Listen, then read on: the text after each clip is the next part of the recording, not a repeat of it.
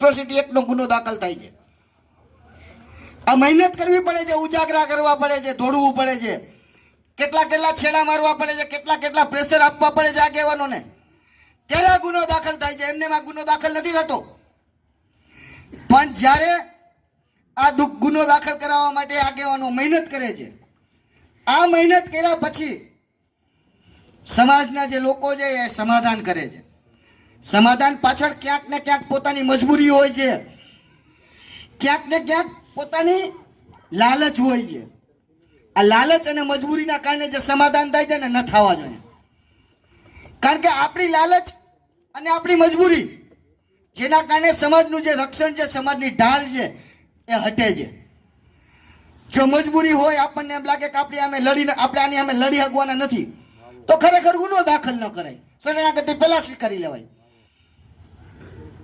ગુનો દાખલ કરો ને પછી શરણાગતિ સ્વીકારો, એનો મતલબ શું? એનો મતલબ કે તમે સમાજના દુશ્મન છો, તમે સમાજના રક્ષણના દુશ્મન છો।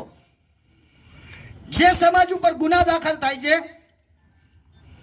એ સમાજ તમને ખોટા કહે છે, કારણ કે તમે ખરેખર ખોટા નથી, પણ તમારી મજબૂરીના કારણે તમે સમાધાન કર્યા છે, તમારી લાલચના કારણે સમાધાન કર્યા છે।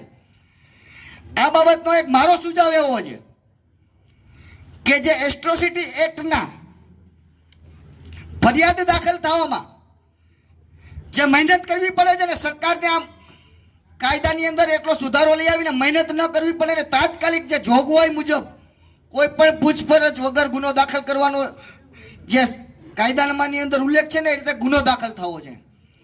પણ આમાં ફેરફાર એવો કરવાનો છે કે ગુનો દાખલ થયા પછી જે ફરિયાદી છે એના ઘરને પ્રોટેક્શન મળવું જોઈએ, એ લોકોને પ્રોટેક્શન મળતું નથી। આ ખરેખર કાયદામાં જોગવાઈ છે, પણ સરકારની ક્યાંક આપણા તરફ ઉદાસીનતા હોય, જેના કારણે આપણને પ્રોટેક્શન નથી મળતું।